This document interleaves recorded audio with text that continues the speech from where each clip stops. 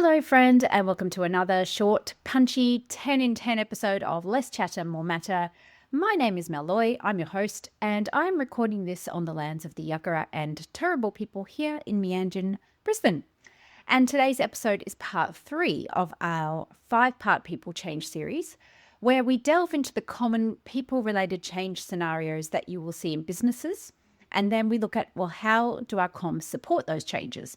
And this week, it's all about a new office. Now, that might not seem like such a big deal, but having been involved in many office moves or renovations, trust me, it is much more important than you might think. In fact, it's more important than your people might even realize it is until it's happening. So I'm going to share 5 common communication strategies to help you help the business and its people navigate this change. Step number 1, the number 1 tip really, is get your people involved in the design and find out what matters to them and report back. So like all change, co-creation is a really valuable tool in an office move or renovation. When people feel like they have a sense of ownership in something, they have skin in the game, and they are much more engaged in helping to drive a successful outcome for everyone, not just themselves. But also, human beings hate being told what to do. So when they feel like a change is happening to them rather than with them or by them, you will find that reactance or resistance is going to spike.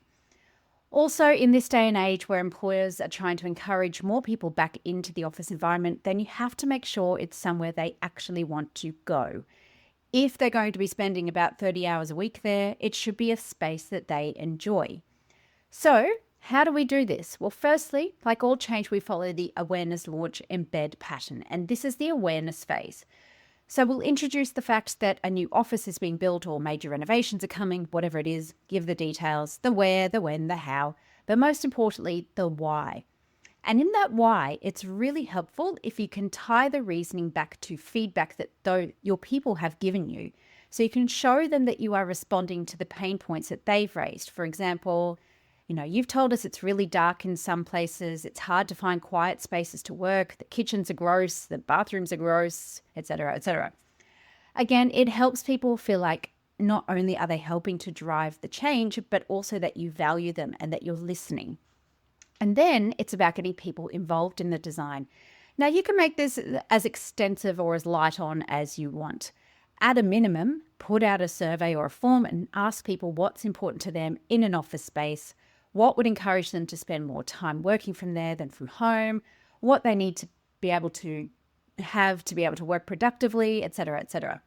And then replay those ideas back, aggregate those responses back up into some core themes and communicate them back to the team to show that you've listened. Now, importantly, also show how the design might respond to some of these themes so they know their efforts in providing those ideas weren't in vain. You could also share the draft plans with the team in an information session, give them a few days to have a look and provide feedback, or you could go all in and have a design committee with a few people who self-nominate from each branch or business unit or team, whatever, to be involved in helping to design the new space. And these people will then also make great change champions later on. So that's tip number 1, co-create, get people involved. Tip number 2, is generate excitement. So once the design is in place and works are starting, it's really important to build a sense of excitement, especially if people have been temporarily moved to other spaces that aren't that great. So from a comms perspective, there's a few strategies you could try, and I'd love to hear your ideas as well. So here's just a few of my ideas. Number 1, pretty obvious, progress updates. So have regular updates, maybe fortnightly, depending on how things are going. With photos and videos, a few dot points about what's been done in the last fortnight, what's coming up in the next fortnight. It doesn't have to be a standalone newsletter, and God forbid you do that, please don't do that. But it could be part of a regular comms, like a CEO email, or, you could post it on Viva Engage, or even a blog if you want to go down that route. Another idea here is virtual tours. Now, the budget version of a virtual tour is just film it on your iPhone. But please use a tool like a selfie stick or something so it's not going to make people seasick as they're walking through. Or you could invest in a VR experience. There are companies out there who do that really well. Another idea here, sneak peek tours. So as the construction gets closer to completion, you could have allotted tour times that people can book into. It works really well to do it this way because you can coordinate then with the tradies who are on site, and there will probably be a limit to how many people can come through at once due to safety reasons anyway. Another idea, do fun content. So for example, you could have videos of the tradies making jokes, of the CEO doing some hands-on work, whatever. Your questions answered videos get people to film themselves asking a question or to tell you what they're excited about. You could have quizzes like with prizes. So e.g., guess how many cans of paint are going to be needed or how many hours of trade works, etc. And that can also then help to build a sense of that, what's happening behind the scenes. And that builds a sense of what we call the labor illusion. So people tend to value things more if they think people have put a lot more work into them. So that could be a good way to do that. And a final idea here, have artwork competitions. So you might have some people in your employee group who are really talented artists, and they could submit artwork to be considered for inclusion in the new space, or people could vote for the artwork, etc. So that's tip number 2, generate a sense of excitement. Now, tip number 3, anticipate the questions or concerns. And every time I've been involved in the comms for a new office or renovation, the same questions always come up. Will I still have a car park? Or where will car parking be? And number 2, where will my desk be?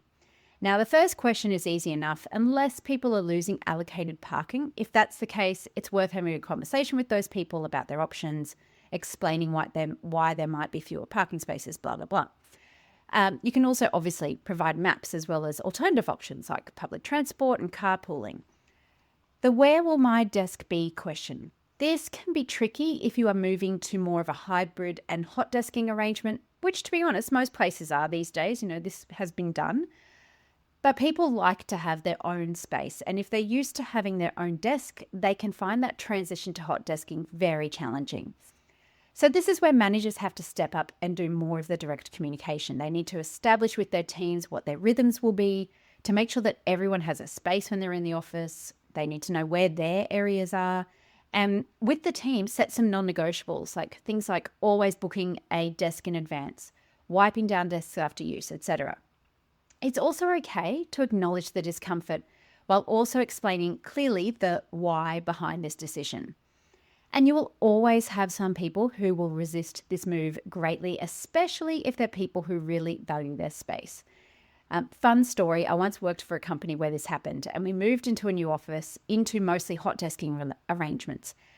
A lot of the managers were older white men who had worked in this male-dominated industry for a very long time, and having your own office was considered a bit of a status symbol, right? So when we moved, some of them lost their own offices completely, and those that had their own were no longer so closed off from the rest of the world. Like there weren't even doors on a lot of offices. Now, one guy in particular really did not like this arrangement. So he created his own office space by stacking archive boxes to make a wall. It was hilarious, but also it didn't last long. So apart from being a safety issue because the boxes were stacked well above head height, it was an obvious breach of the culture and the values that the execs were trying to build. But yes, it is an example of some extreme measures people will go to. Now, side note, some offices will implement desk booking systems. So when that's ready to go, you will also need to do a fair bit of change communication to complement the training that should also happen. There are also other questions that your team members will have that you need to anticipate, and you need to be on the front foot to answer them. So you could have these in an FAQ on a dedicated intranet site. You could go through them and take more questions in online information sessions. You could share them on Viva Engage, etc. So think about what questions are people most likely to ask. And look, you can also ask an AI tool to help with this. It's a very good use of AI, actually. Now, some of the questions I've seen that are top of mind for people are things like, where's the nearest coffee shop, especially in Australia? That's very important. Where's the nearest lunch place or cafe? What are the food options? What do we do if I arrive at work and someone's sitting in the spot that I booked? Are there going to be showers, end of trip facilities, blah, blah, blah. If you've got the smarts on board, you could even consider setting up like a chatbot for people to ask questions to. It's a really good way to get some data and insights into what people are worried or curious about, and it can save other people time from answering these questions over and over again. So that's tip number 3, anticipate the questions and concerns. Tip number 4, make it easy. So a big part of making change work always is about removing points of friction and making it easy. Especially for an office move, this is really important. So from a comms perspective, making it easy means things like having multiple touch points for communication. Like we've said many, many times on this show, there is no one-size-fits-all approach for communication. And at an individual level, it's about our preferred communication style. At a team level, it's about the best channels to reach that team, which usually means finding out what works for them. It could be they have a regular team meeting you can tap into, or a weekly email from their leader, that maybe they've got a WhatsApp chat, whatever it might be that you can tap into. And then it's about making it easy to find the information people need. So detailed maps, answers to questions, details and instructions about the new facilities, etc., etc. Now, not only can you have those on your existing channels, but you could also do things like have QR codes next to key features of the building. So people could scan them and get a brief description and instructions or a video. So for example, outside of a meeting room, you've got a QR code that gives instructions on how to book the room, or in the kitchen, maybe the QR code links to a video about how to use the new taps, whatever it might be. You can also, of course, have more in-person and online information sessions. You could send really short 20 to 30-second videos to people's devices. Honestly, the list is kind of endless. Just get creative, but make it easy. And then tip number 5, we get to the launch phase and it's all about welcoming people to the new space with a sense of excitement. So here's where you might have an official opening with a welcome to country. If you're in Australia, you've got a local representative who can come and do that for you. Something that grounds people and reminds them of how lucky they are to have this great space to work. You should also have building inductions, not just for safety reasons, so people know where they need to go to when they have to evacuate, etc., but also to set the new rules for the space, show how things work, and where to find things. These are best done in smaller groups, so like tours, and again, you could also have bookings for these. Have a welcome pack for people, ready to hand them when they arrive at the new space for the first time. So, this could include things like, especially in a hot desking situation, hand sanitizer and desk wipes, or vouchers for the local coffee shops and cafes. Maybe a digital photo frame so they can still have their photos in their space even when they're hot desking. You could have a new lanyard that fits the theme of the new space, water bottles, etc., etc. The list is pretty endless, but it's entirely up to budget, of course. To get people excited to be there and explore the new space, you could also include some games. Now, I know of one business, it was over in India, and they had some very smart techie people on board, so this made this a bit easier. But they built an app, and it was one of those geolocation kind of games. So people had to go around the building and collect virtual things at different points, which was super fun. I mean, you could also have quizzes or scavenger hunts. It's just about getting creative. And from there, it's about embedding new behaviors. So you may need to do some regular comms to remind people about the new rules of the space, but make it fun so it cuts through the noise. Use humor, use video. Forget the old signs in the kitchen that are like, your mother doesn't work here, clean up after yourself. Use memes, use funny clips, things that get people's attention. Okay, so today's short and sharp episode was about how to use your comms skills effectively when there's an office move or renovation. The 5 tips I shared were, number 1, get people involved in the design. Again, it's about co-creation, having skin in the game, being more engaged in the process, but also setting people up as future change champions.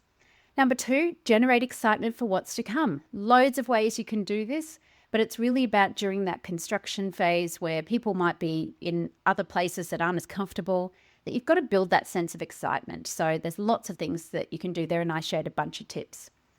Number 3 was anticipate the questions and objections or concerns. So what are the things people are most likely to ask about or be worried about? And make sure the answers to those questions are easily available. Speaking of make it easy, tip number 4 was make it easy to find information, not only during the construction phase, but especially as people are starting to use the new facilities. And tip number 5, welcome people with excitement. Make a day of it. Make it really exciting for people to be in this new space and set things up well from the start. All right, everybody, that was our topic in 10 for this week. And next week, we are up to our 4th episode in this series, which is all about when we have to change policies or even employee benefits. So stay tuned for that. And then you'll notice a few things changing with this year with the podcast. I'm going to be doing more of these short series, sometimes with a guest. So we've got a 5-part series coming up with the beautiful Prina Shah, sometimes just by myself blabbing on like this. But if you've got ideas, as always, they are welcome, so please get in touch. In the meantime, keep doing amazing things, and bye for now.